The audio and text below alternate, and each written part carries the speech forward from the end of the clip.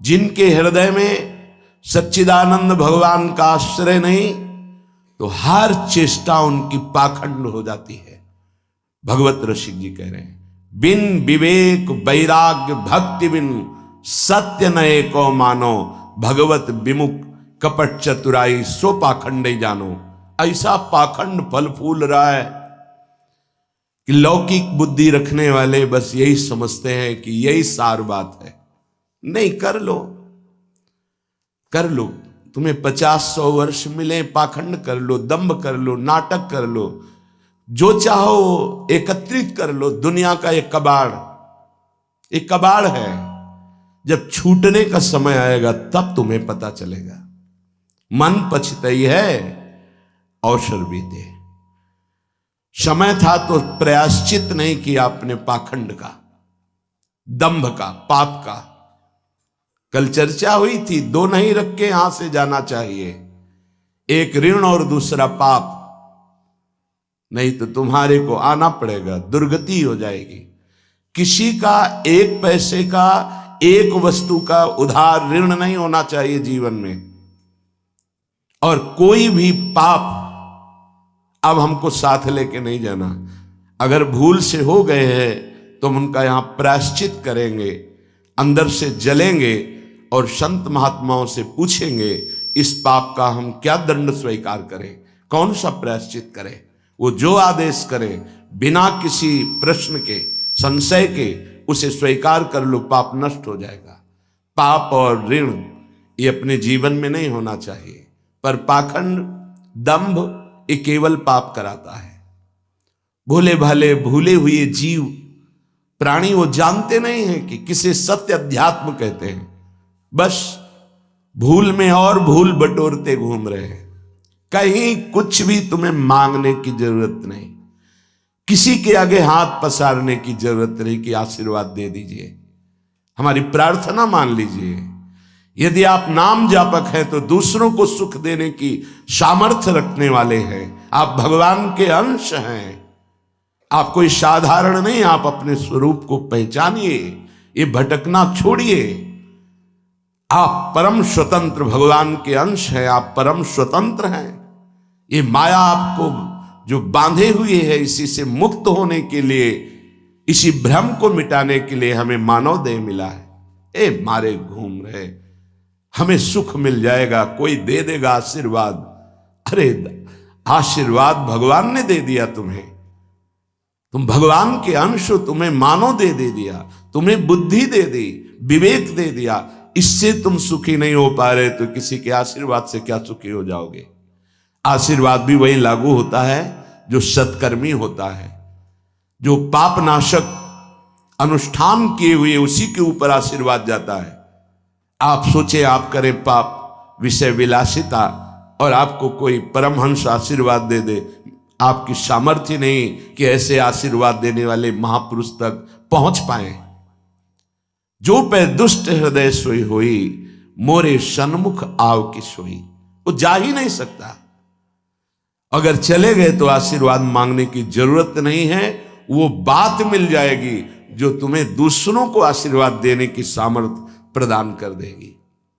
अपने लोग भगवान को भी आशीर्वाद देते हैं, अपने लोग महारानी जी को आशीर्वाद देते हैं, उन्हीं के नाम बल से, उन्हीं के चरण आश्रय बल से। लाडली जो थारो अविचल रहो जो सुहाग, आपका सुहाग अविचल रहे, आप दोनों ऐसे सुखी रहे।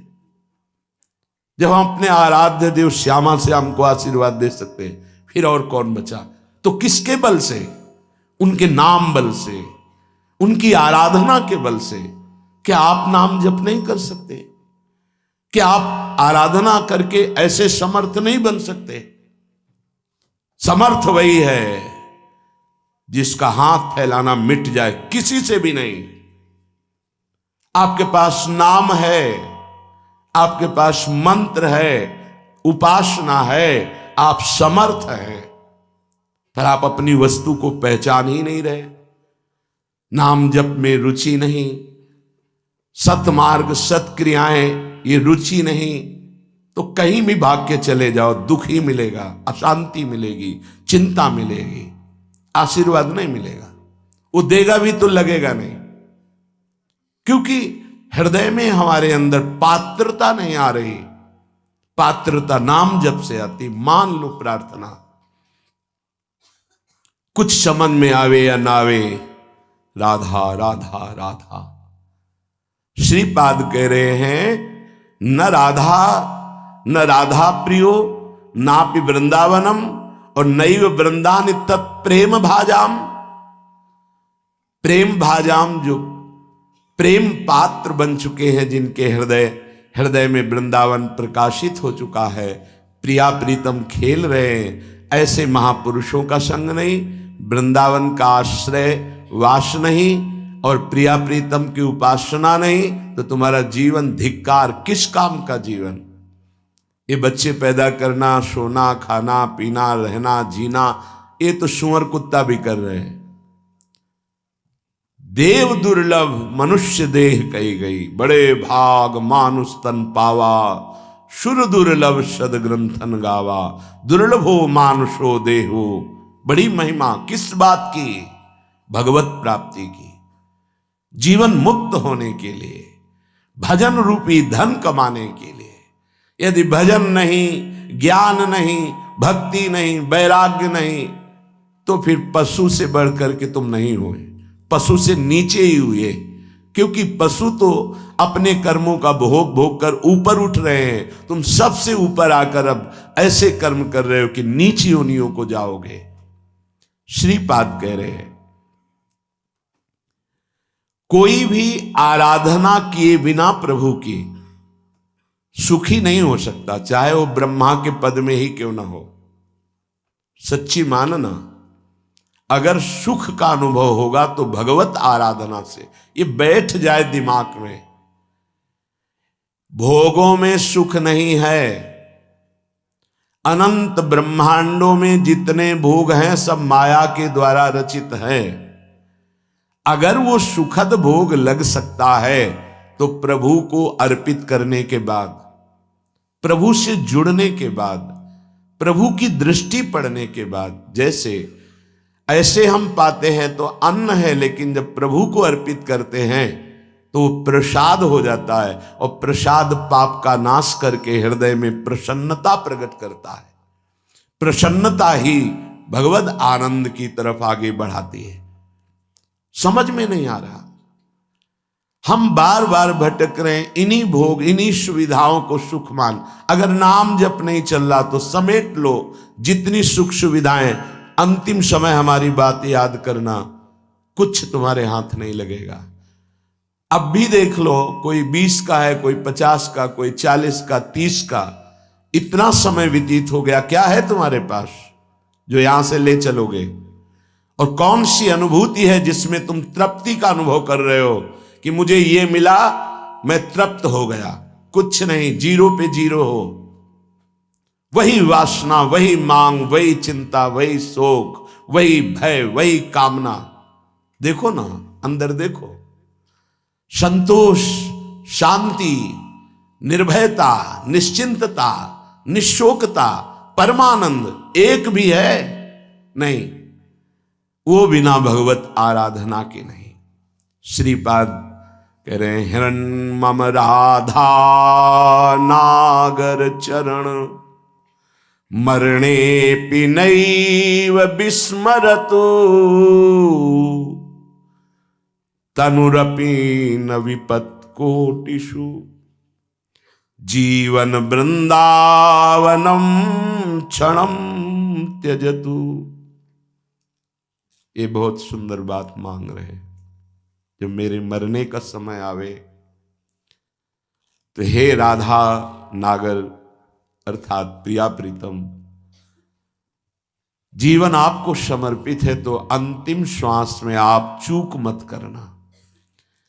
यदि जीते जी मैं आपके योग्य नहीं हुआ, आपने दर्शन नहीं दिए, आप नहीं मिले, चलेगा। क्यों? क्योंकि नाम आपका है ना, नाम के सहारे जी लेंगे हम आपकी लीला गुण गायन करके जी लेंगे, आपके प्रेमी जनों के संग से, आपके चरणारविंद के अनुराग रंग में हम जी लेंगे। पर अंतिम समय आप बहुत सुंदर बात है, भक्तों ने मांगा भी है। कह रहे हैं कि अंतिम समय आप मेरे हृदय में स्फुरित हो जाए। जब मैं शरीर छोड़ रहा हूं उस समय केवल प्रिया प्रीतम। निश्चित निश्चित ये हमारा विश्वास, हमारा हृदय इस बात को पक्का करता है कि जैसे भी बने हम लगे रहे हैं जीवन भर प्रभु के चरणों में, तो अंतिम में प्रभु फिर अपनी कृपा विशेष करते हैं। उस उपासक के हृदय में प्रभु स्फुरित हो जाते हैं, स्मरण रूप में या रूप रूप में स्फुरित हो जाते हैं। यदि जीवन में किसी महात्मा का संग रहा है, श्री प्रिया प्रीतम की किंचन मात्र आराधना बनी है, धाम आदि भगवत पुरियों का, धामों का तीर्थाटन अवगाहन थोड़ा भी वास हुआ है, वो अंदर से आश्रय प्रभु का रहा है, तो अंतिम समय उसके भगवान पधारते हैं। निश्चित ये हमारा विश्वास कहता है, क्योंकि अंतिम गति ही परम पद या अगला जन्म या दुर्गति, अंतिम क्षण जो होता है वो महामहिम माना जाता है। कह दे आपके विश्वास से क्या प्रमाण क्या है? तो अजामिल संध्या करने वाला, शास्त्र स्वाध्याय करने वाला, धर्माचरण परायण और बुजुर्गों की, गुरुजनों की सेवा करने वाला था। उस सेवा के लिए ही जंगल में समिधा लेने गया था। वहां व्यभिचार परायण वैश्य और व्यक्ति को देखा, कामांध हो गया। एक दृश्य ने उसे पूरे जीवन को बर्बाद कर दिया। तो अंतिम समय में जब वृद्धावस्था की सीमा चल रही थी कि उस समय संतान का योग था ही नहीं, पर संत जन आए और उन्होंने कहा कि अब जो संतान होगी उसका नाम नारायण रखना। अत्यंत आसक्ति छोटे पुत्र में होने के कारण मरने के समय वो उसे बुला रहा था, नारायण नारायण। तो शायद वो आवाज वहां तक ना पहुंची हो, पर नारायण के पार्षद आ गए और उसको परम पद मिला। ये घटना क्यों घटी? क्योंकि धर्मात्मा था, वो अच्छे आचरण करने वाला था। कुसंग से भ्रष्ट हो गया तो क्या हुआ? हरि ने अंतिम संभाल दिया। तो जो अपने जीवन में प्रयासरत है कि नाम जप करूं, जीवन में प्रयासरत है कि हमसे कोई पापाचरण ना हो जाए, जीवन मेरे जीवन धन प्रभु के लिए है, तो ये हमारा विश्वास है अंतिम उसका बहुत मंगलमय होगा। जो जीवन में मनमानी आचरण करता है, पापाचरण करता है, ढेर सारी वैभव समेट लिया, पर मरोगे तो कुछ साथ नहीं जाएगा। वो अंतिम समय जो तुम्हारी दुर्गति होनी वही तुम्हारे दिमाग में आ जाएगा और तुम उसी को प्राप्त होगे। श्रीपाद मांग रहे हैं प्रियालाल से, हन्मम राधा नागर चरणम मरणे पिनैव विस्मरतु। जीवन भर आपकी आराधना की, अब अंतिम समय जब मेरा मरने का आवे तो हे प्रिया प्रीतम आप स्फुरित हो जाए, आपके चरणारविंद हमारे हृदय में स्फुरित हो जाए। अब ऐसे कड़वे संसार में जन्म ना हो जहां केवल छल है, कपट है, धोखा है, जहां सत्य का किंचन मात्र लेश भी व्यवहार में नहीं है। तत्व तो सत्य विराजमान है पर उसका परिचय नहीं। असत माया का खेल चल रहा, नहीं जन्मना ऐसे संसार में। हमें आपकी प्राप्ति करनी है। माना कि मेरे में सामर्थ्य नहीं, पर अंतिम समय आपसे प्रार्थना है आप हमारे हृदय में स्फुरित होना। और हे वृंदावन, आप मुझे ऐसी सामर्थ्य देना कि भारी दुख का समय हो अंतिम, तो भी मैं आपके धाम से अपने शरीर को बाहर न जाने दूं। ये बड़ी बात है। एक क्षण के लिए भी मैं कभी अंतिम चेष्टा में, जब मेरा शरीर भारी पीड़ा में हो, यहां से जब जाना होता है, जिनका आखिरी जन्म होता है, तो बहुत कुछ हमारी गंदगी जमा है जन्म जन्मांतरों की, वो बहुत शीघ्र भुगवाई जाती थोड़ा थोड़ा करके। तो देखा जाता है कि बड़े महापुरुष भी अंतिम समय बहुत ही विकराल परिस्थिति आ जाती है, उस समय भागना नहीं है औषधि के लिए, नहीं, ये धैर्य उपासक के अंदर ही होता है। पास में ही राधा टीला है, अभी कुछ ही वर्षों पहले की बात है, यहां के पूज्य जो महंत जी थे, बड़े ही कुंज बिहारी श्री हरिदास चरणारविंद के अनुरागी थे।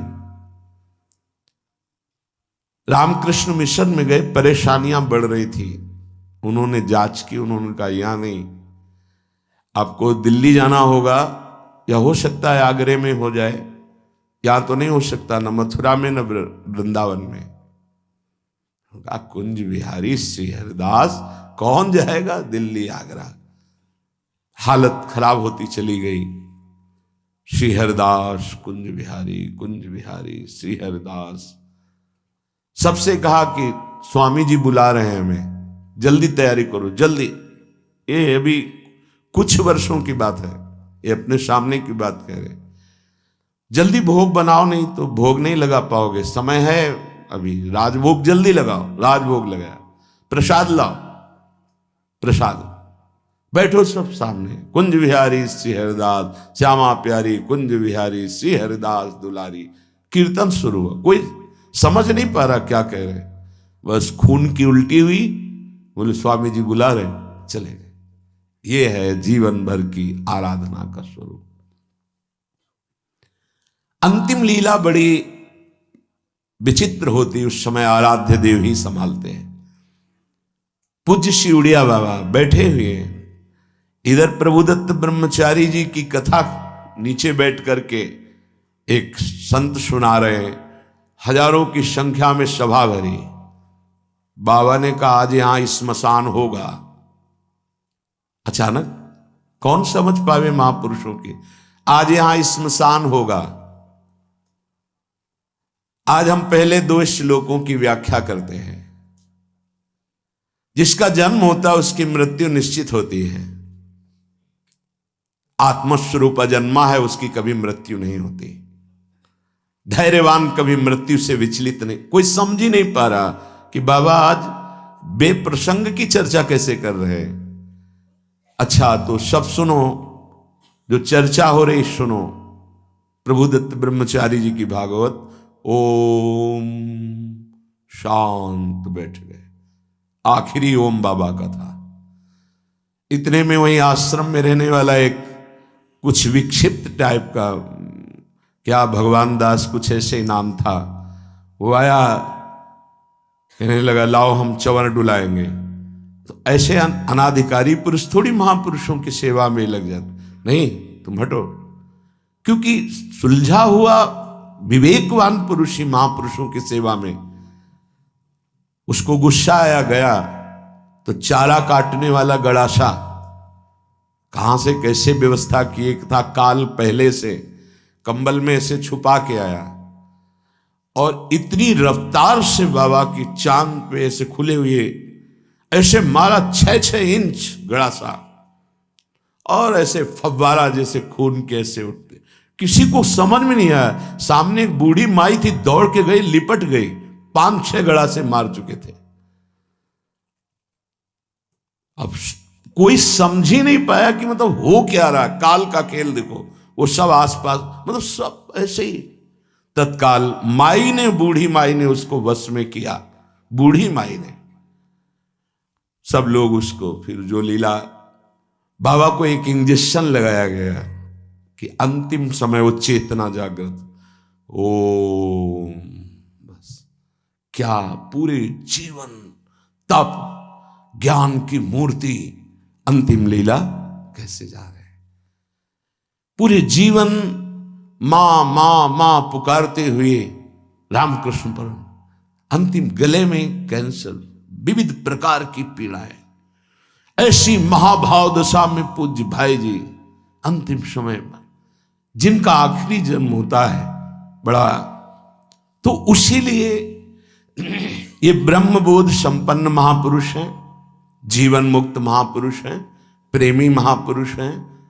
क्या इनकी महिमा वर्णन करे, पर ये हमारे लिए कह रहे हैं, हम सबके लिए, क्योंकि ये जो मांग रहे हैं ये तो प्राप्त है इनको, हर समय लीला में प्रवेश है इनका। इनको श्यामा श्याम की आखिरी दर्शन की आकांक्षा नहीं, क्योंकि इनकी आखिरी जीते जी हो गई। शरीर राग मुक्त भाव दे से अपने प्रिया प्रीतम के पास कोई आवश्यकता इस बात की मांगने की नहीं है। ये अपने लोगों के लिए कह रहे हैं कि हमें प्रार्थना करनी कि मुझे पता नहीं है कब मेरा अंतिम समय हो, हे प्रियालाल। ये हम बहुत बड़े महापुरुष की बात कह रहे हैं जो बहुत साधन परायण थे काशी में।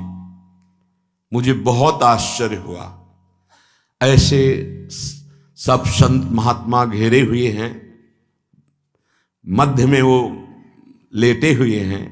तो उनसे पूछा, स्वामी जी इस समय आपकी गति कहां है? ये चंद्रलोक नहीं, ये तो चंद्रमंडल के अंतर्गत जो चंद्रलोक है, जहां इस सूर्य लोक से भी ऊपर है। सूर्य को क्रॉस कर सके केवल दैवी शक्ति संपन्न जो त्रिगुणातीत हैं, उन महापुरुषों की, जो शुद्ध सात्विक शरीर वाले हैं, वो जो देवलोक का अतिक्रमण करके भी आगे बढ़ते हैं। सबसे ऊपर चंद्रलोक है, सूर्य लोक भी नीचे है शास्त्रीय पद्धति के अनुसार। तो उन्होंने कहा चंद्रलोक तक मैं समस्त मंडलों का भेदन करके पहुंच गया हूं, पर ब्रह्म या मोक्ष प्राप्ति तो होश उड़ गए कि ऐसे महापुरुष जो मोक्ष धर्म का ही वर्णन करते रहे, वो ऐसा बोल रहे। एक तरह से जैसे कहते हैं ना कि पैरों से धरती खिसक जाना, कि अपने लोग क्या हैं, अंतिम कैसी बात कर रहे हैं। तो उनका स्वामी जी तो क्या परम पद, तो उनका ये तो विश्वनाथ जी की कृपा के अधीन है। बस हृदय एकदम साधन पक्ष से हटकर कृपा पक्ष की मांग करने लगा कि अंतिम समय कह रहे कि आखिरी कैवल्य परम पद ये तो विश्वनाथ जी की कृपा से। समझ लो साधन कितना पहुंचा सकता है। वो महापुरुष कह रहे हैं कि अभी ब्रह्मलोक भी नहीं, जैसे स्वर्गलोक, महालोक, जनलोक, तपलोक, फिर ब्रह्मलोक, तो स्वर्गलोक के ऊपर ही है, क्योंकि स्वर्ग के अधिष्ठात्र ये सब लोकपाल देवता हैं। वरुण जी, सूर्य जी, अग्नि जी, वायु जी, चंद्र जी, ये सब लोकपाल हैं। इनके एक अपने अपने लोक हैं। उन लोकों में इनके आराधक उपासक वहां पहुंचते हैं। तो वो कह रहे हैं कि मैं केवल चंद्रलोक तक पहुंच पाया हूं, उसके ऊपर ब्रह्मलोक वहां भी नहीं गति हुई। और परम कैवल्य पद ये तो विश्वनाथ जी की कृपा से, क्योंकि काशी में शरीर छूट रहा, जीवन भर उनके नाम पर रहे, तो वो गति उनकी, मेरी गति यहां तक और वो विश्व। तब ये समझ में आया कि आखिरी बात तो कृपा ही है। कि तभी लिखा है ध्यान मूलम गुरु मूर्ति, पूजा मूलम गुरु पदम, मंत्र मूलम गुरु वाक्यम, मोक्ष मूलम गुरु कृपा। महादेव गुरुदेव हैं, श्री जी गुरुदेव हैं, इन्हीं की कृपा से ही मोक्ष मूलम। तभी आजीवन आराधना करते रहते हैं, यही मांग रहे हैं। तनुरपि न विपत कोटिषु जीवन वृंदावनम क्षणम त्यजतु। बाबा को श्री जी लाई थी वृंदावन, उड़िया बाबा को। कई दिन से भूखे थे, एकांत में ब्रह्म चिंतन में बैठे हुए थे, शरीर भूखा था। पहुंच गए लाडली लाल बच्चे के रूप में संध्या काल के बाद। और बाबा मैया ने कहा है कि कोई संत भूखे बैठे हैं, रोटी पाएगा। रात होने वाली इस समय तो रोटी, दूध ले आवे? हाँ ले आओ। साथ में एक रोटी भी, एक ले आओ ले आओ। इतना मृदुल स्वभाव, इतना प्यार, इतने छोटे स्वरूप बच्चे। बाबा आश्चर्यचकित हो रहे थे कि संध्या हो रही, इस समय बच्चे बड़ा ऐसे पहले कांसे का लोटा चलता, उसमें पका हुआ दूध, एक रोटी पाई, एक और दूध पिया, एक परमानंद की अनुभूति, विशेष उनके हृदय में अद्भुत आनंद। फिर एकदम चिंतन किया कि यहां कौन सा गांव नजदीक है। तो विरक्त महापुरुष उठे, काफी दूर खोजते, एक व्यक्ति मिला, बोले यहां गांव नजदीक कोई है? बोले 10 किलोमीटर आसपास कोई गांव नहीं। अच्छा ठीक है। बैठे एकांत में आकर जो चिंतन किया तो देखा प्रिया प्रीतम। बोले ठीक है, अब आपका बुलावा आ रहा है तो हम आ रहे हैं आजीवन वृंदावन के लिए। देखो अंतिम यही लीलापूर्ण, बड़े करुणा में खींच लेते हैं, आओ खींच लेते हैं, तुम्हारा पवित्र हृदय हो गया है, बहुत तप किया है, आओ मैं तुम्हें परम पद प्रदान करती हूं। बड़े कृपालु श्री प्रियालाल। एक चीज ध्यान रखनी है, तनुरपि न विपत कोटिषु, करोड़ों प्रकार के संकट आ जाए तो भी छोड़ना नहीं, ये अंतिम बन जाएगा। जिनको अखंड वृंदावन वास मिल गया है सावधान होकर सुने, और जिनको नहीं मिला है तो आश्रय ले लें। कई बार चर्चा की, रजरानी चरणामृत साथ है, वृंदावन का आश्रय है, और वाणी जी साथ है, तो जहां शरीर छूटेगा, जैसे भारतीय सैनिक राजकीय विभाग का कहीं भी शरीर छोड़े, भारत के आज्ञा के अनुसार, सरकार की आज्ञा के अनुसार गया हो, तो तिरंगे पे ही स्वागत होते हुए